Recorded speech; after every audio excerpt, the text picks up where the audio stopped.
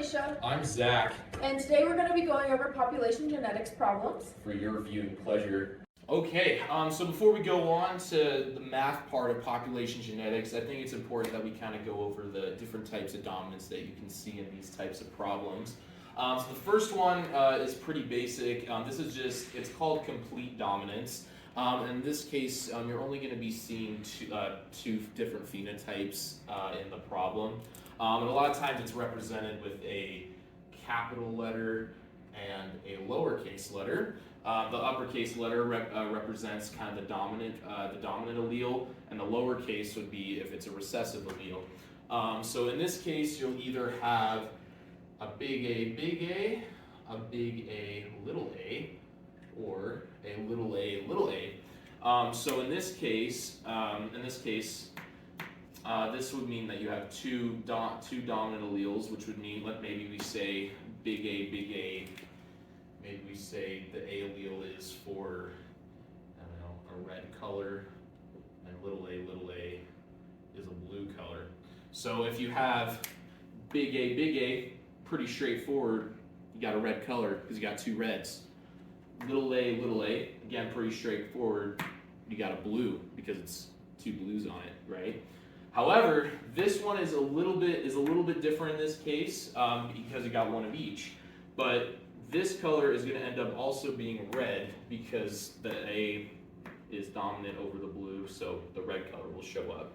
However, if we move down to incomplete dominance, it kind of works in a similar way as the complete dominance does. However, what happens is that you get kind of a blended color that will be going on. So if we continue with the red and the blue idea, the big A would still be red. Little a would still be blue, but the big A, little a would probably be more of a purple color because the two kind of blend together. And in these types of problems for the incomplete dominance, you'll notice that the best fitness is going to be exactly halfway in between the dominant and the recessive allele. So that's a good way that you can see that it's incomplete. All right, and then the last one is overdominance. And overdominance is, in a way, it's kind of similar to incomplete dominance because, again, the dominant and the recessive alleles kind of blend together. But in this case, the intermediate one, the heterozygous one, is going to be the most advantageous. So a great example of overdominance comes from malaria, because if you have two of the we'll call these the healthy alleles, that means your red blood cells are going to be kind of the normal shape and they'll be able to hold oxygen well. But if you have the two recessive alleles, that means that the red blood cells don't function correctly and you're basically screwed and you'll die. However, if you have the intermediate one again, this means you'll have half of your blood cells will work well while half of them not so much. But the reason that this is advantageous is that in African populations, malaria kind of runs rapid from mosquitoes, and so having half of your blood cells not doing well will make it so malaria can't affect you, but you still have the proper amount and you can still survive good. Okay, so in our first problems, we're going to be figuring out allele frequencies. This is a very important thing to be able to know how to do in population genetics. So we have two populations with the MN, MM, and NN blood types. So the first one we're going to start off with is the Central American population. First thing that you're going to want to do is add together all of the alleles, but all of the genotype. But what you need to remember is each allele happens twice. So whenever you add it together, you're going to want to multiply by 2.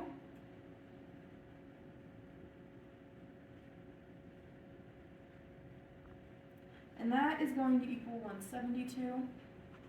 And you do that so that whenever you're calculating the frequency, that's going to be the number you divide by the total number. So then for our M frequency, we're going to do 53 times 2 plus 29. And we only do 29 once because half of the alleles are M and half of the alleles are N. So then you're going to put that over 172 and multiply by 100. And that percentage is going to be 78.5. Okay? And then you're going to do the same thing for the N allele. And you're going to get 29 plus 4 times 2 over 172 times 100 to get 21.5%. So that's for the Central American population. Okay, so the next thing we're going to do is our North American population. And we're going to do the same thing, where we're going to add them all together. And multiply by 2 to get 556. So then we're going to calculate our M allele frequency. We're going to do that by doing 78 times 2 plus 61 over 556 times 100. And that's only going to be 39% of the population. Okay, and then for the N allele, you're going to do 139 times 2 plus 61 over 556 times 100, and that's going to equal 61%. Another way that you could have gotten the N frequency is just doing 100 minus the M frequency, and you would have also gotten 61 because they should equal 100%. All right, so our second problem, again, it's pretty straightforward. So we go, you have sampled a population in which you know that the percentage of the homozygous recessive genotype, little a, is 36%.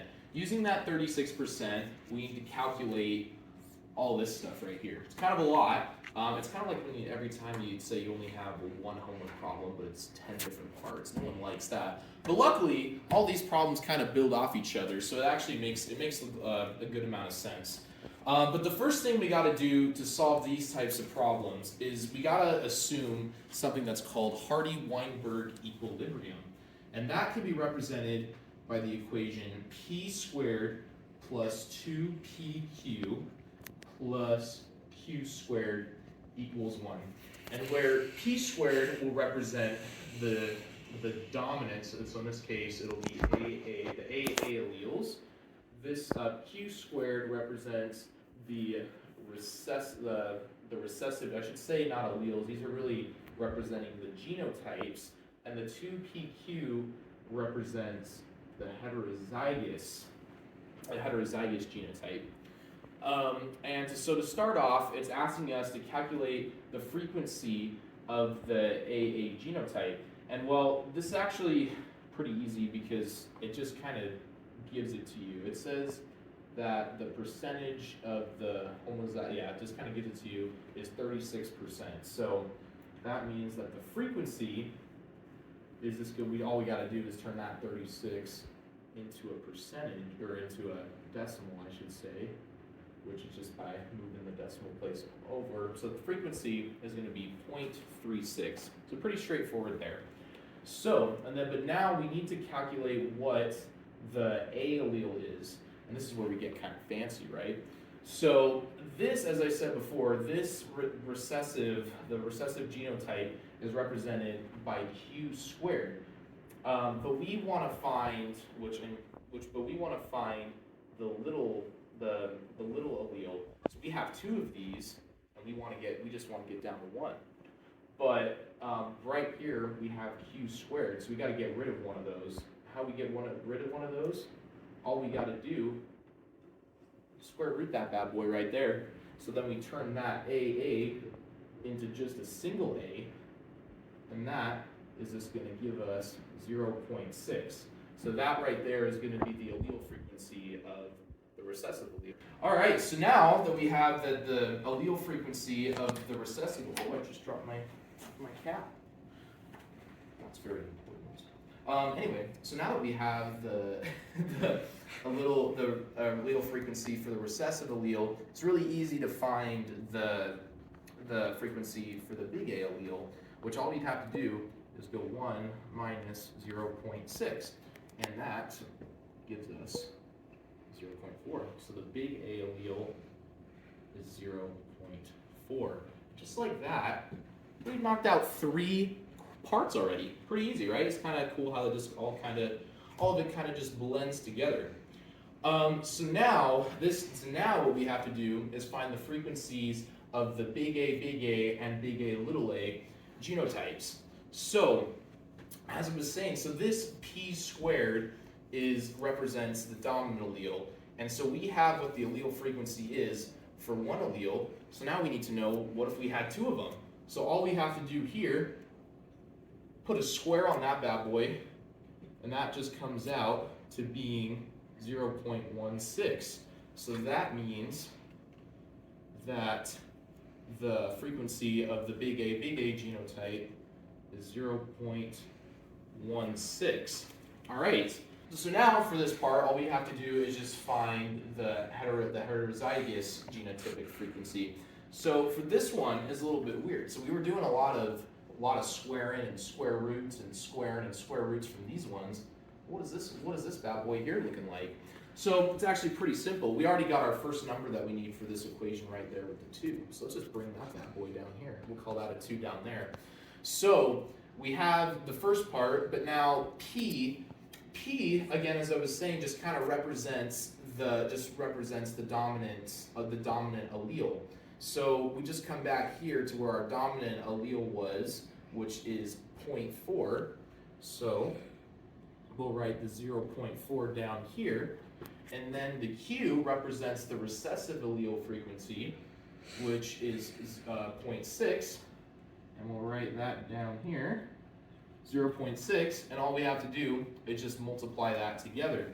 And what we get for that is, I'll write that over here, keep it consistent, huh? There, it's better. Awesome. And what we get for that is 0.48. So now we have the genotypic frequencies for everything and the allele frequencies as well. But now the last question is just asking what are the frequencies between the 2 possible phenotypes. So because this is just representing just complete dominance, there's only going to be the 2 frequencies. So anything that has the big A in it is going to be the dominant phenotype. But to get the recessive, you have to have 2 A's. So all we have to do to figure out what they are is we'll just add together the big A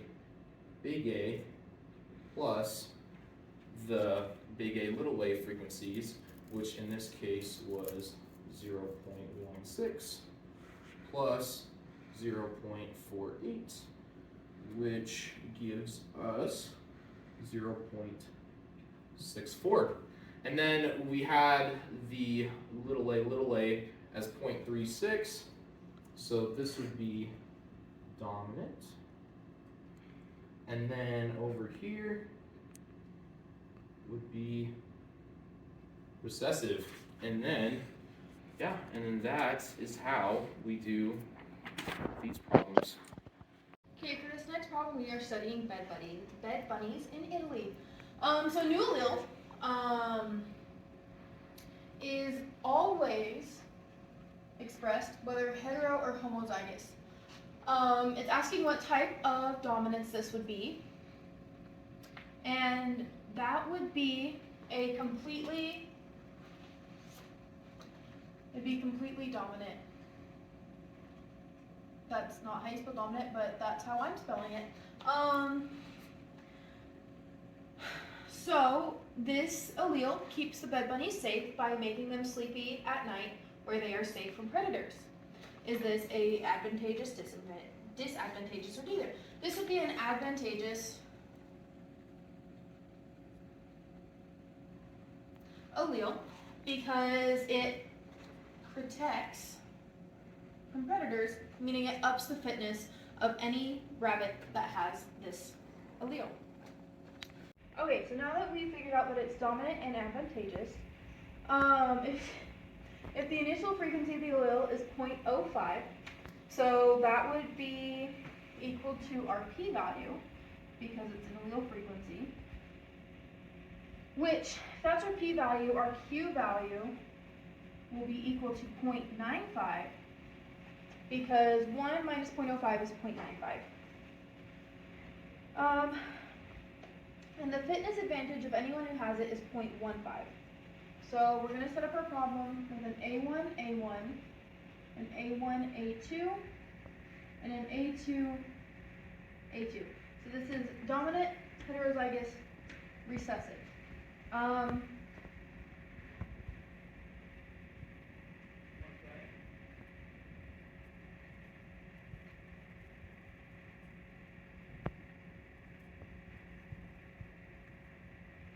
So this 0.15 right there is our S value, which is how much the fitness decreases by not having that allele. So what we're going to want to do is find our change in P across the next generation. So in order to do that, we're going to use the equation delta P equals SPQ squared over 1 minus SQ squared. For this problem, that is delta P equals 0.15 times 0.05 times 0.95 squared minus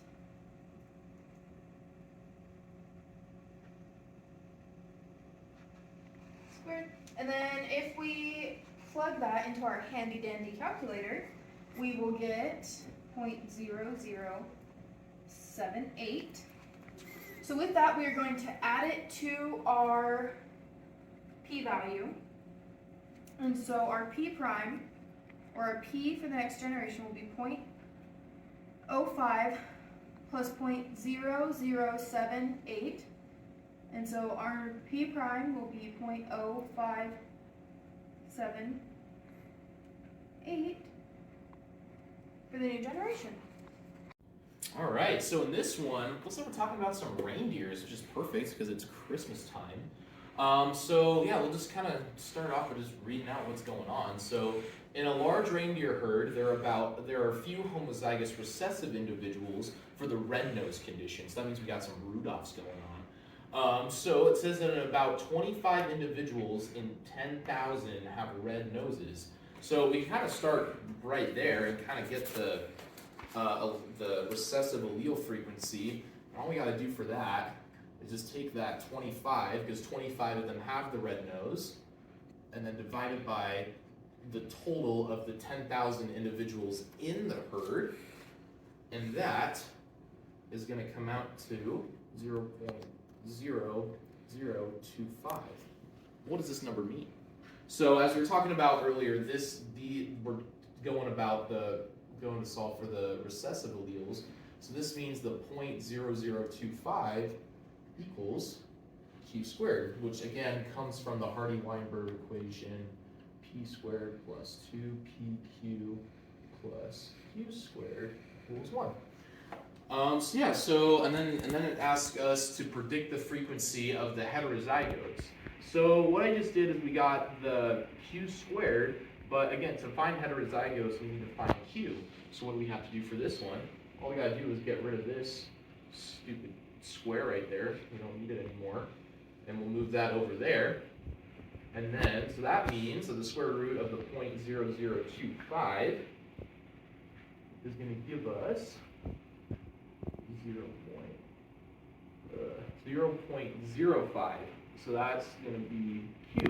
And now that we know q, finding p is super easy, because all we have to do is 1 minus 0.05 equals 0.95, which again equals p. So now we have the 0.05 for q, the 0.95 for p. So all we have to do is plug those numbers up here, and then we'll go 2 times the 0.95 times 0.05, and that is going to give us 0.095, and then yeah, so then that right there is going to be the heterozygous genotypic frequency for the ones with red noses.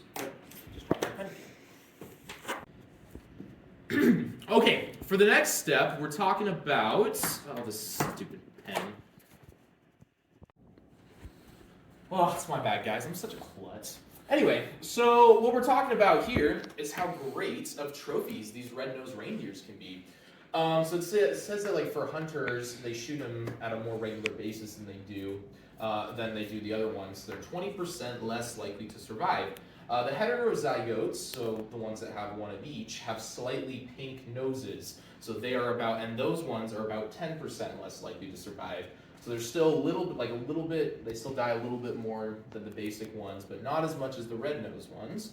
And so then it asks what kind of dominance exists here. So because they have a bit like of a pinkish tinge to their nose, that means that they're kind of blending, the colors are kind of blending together. So that is a great example of incomplete dominance. So this is an example of incomplete dominance. And that's just, as I said, because the two colors are kind of blending together. All right, so then the next question says, what is the heterozygote fitness term in term H? So in this class, on everything that we've gone over, for incomplete dominance, the fitness term is always just going to be 1/2. And that just basically means that the fitness term is going to be halfway between the dominant and the recessive allele. So if we write this out as, let's say, big R, big R, big R, little r, and little r, it says that the recessive one is going to be 0.8, this one's going to be 0.9, and this one's going to be 1. And that's because this one has a 20% chance, like a 20% higher chance to die. So it's going to be a 0.8 survival rate. And then this one's going to be a 0.9 because they have a 10%, and then 1 because these guys are at the best. And as you can see, 0.9 is perfectly between 1 and 0.8. All right, and so the next question asks, what will the new frequency of heterozygotes be in the next generation? So the way that we solve this one is with a fancy little formula. And that formula looks like the change in P is going to equal SPQ over 2 times 1 minus SQ, right here. So all we have to do for that is just kind of, once again, just kind of go over just kind of what these numbers here represent. So the S is going to be the 0.2, like 0.2 because it's 0.2 because they had a 20% like higher likelihood of dying. So we'll just kind of, so we'll go change in P equals 0.2. And then the P is going to be the 0.95 that we got from the previous problem, 0.95. And then the Q is just going to be the 0.05 that we also got from the previous problem.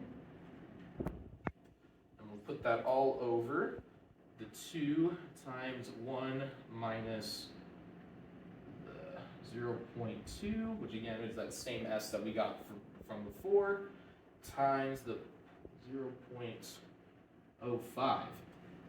And then once we just throw this all into the calculator, this is going to give us 0.048. Okay, so now that we got the change in P, that just kind of shows like how much the alleles from the previous problem are going to change into the next generation. So all we're going to do to figure out how many heterozygotes they're going to be is we have to find what the change in the P, the change in P and the change in Q that we got from the previous problem. So how we're going to start with this one is take our P value that we had, which is 0.95, and then we're going to add the 0.048, and that is going to give us 0.9548. And the reason that we add this to it is because the P value, the P is going to go up as the dominant is more advantageous than the recessive one is. So with that being said, again, we're just going to take what the recessive allele that we got last time was, which was 0.05, and this time we're going to subtract the 0.048, and that is going to give us 0.0452. And now that we have our, and this is going to equal P prime, and that's going to be Q prime. So now all we have to do to find the heterozygotes for the next generation is just plug it into the 2PQ equation we got. So 2 times 0.9548 times 0.0452, and that is going to give us 0.086, and that will be the new frequency of the heterozygotes in the next generation. Okay, so in this problem we are talking about the survival of certain beetles with a specific genotype. So let's list out our genotypes. We have A1, A1, A1, A2, and A2, A2. The survival of someone with a beetle with A1, A1 is 80% as great as one with an A2, A2, which means A1, A2 is 1. And A2, A2 is 95% as great. Okay, so that's their fitness levels. So it's asking what type of situation is described here, and this would actually be our over dominance situation. So it's asking what the frequency of P hat of A1 at equilibrium. So the P hat equation at equilibrium is P hat equals T over S plus T. So you may be wondering what are T and S. So this would be our S. So S is 0.2. It is the loss of fitness in the A1, and T is actually equal to 0.05. It's the loss of fitness in the A2. So knowing that, we're going to plug these in, and it would be 0.05 plus 0.2 over 0.05, and that is going to equal 0.2. So from that, we can also find our Q hat. So our Q hat is equal to 0.8 because it's 1 minus P hat, which is 0.2. So what we do with that is those are our new P and Q values for our next. Our P hat at equilibrium, that is our P hat at equilibrium, 0.2. So we recently found the P hat, so the frequency at equilibrium, to be 0.2. And now we are going to look for the genotype frequencies at equilibrium, which means this is now our new P and Q values.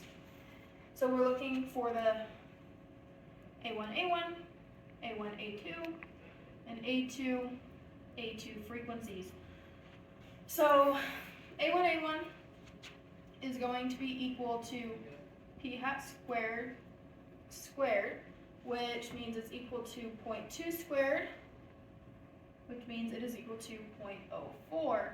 Okay, so we're just going to skip down to A2, which is going to be equal to Q hat squared, which equals 0.8 squared, which is equal to 0.64. So then what we're going to do is for our A1, A2, that's going to be 2 P hat Q hat. And that is going to be equal to 2 times 0.2 times 0.8, and that will equal 0.32. And these are the genotype frequencies once this population hits equilibrium. Okay, so we're still talking about the same population. I just needed more room to write. So we're going to pull down that p hat value and that q hat value.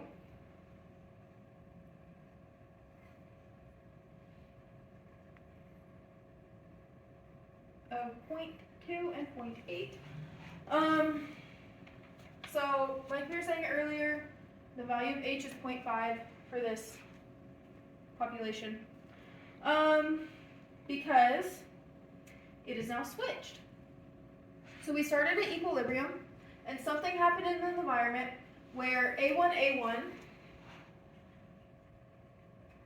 now has a fitness of 1, A1 now has a fitness of 0.95, and A2 now has a fitness of 0.9. So this is now an incomplete dominant situation instead of an over-dominant situation. So what we're going to do is we're going to find the delta P by using the equation SPQ over 2 times 1 minus SQ. And in this equation, our S is going to be equal to 0.1. So we'll plug those numbers in. Delta P equals 0.1 times 0.2 times 0.8 over 2 times 1 minus 0.1 times 0.8. Once we plug that into our handy dandy calculator, we will get 0.0095 of a change. So our P prime, or our new P for the next generation, is equal to 0.2 plus 0.0095, which will be equal to 0.2095, and that is the frequency of P in our next generation. Okay, this was our video. Thank you so much for watching. We hope that this video was helpful, it was intellectually stimulating, and that it helps you in your future endeavors. And just never forget, you are always enough. Am I good? Okay. Let's start over. I wasn't ready. I'm just gonna keep rolling. I can Little a, for the big A, little a genotype. So this one is kind of a little bit weird. So what do we do?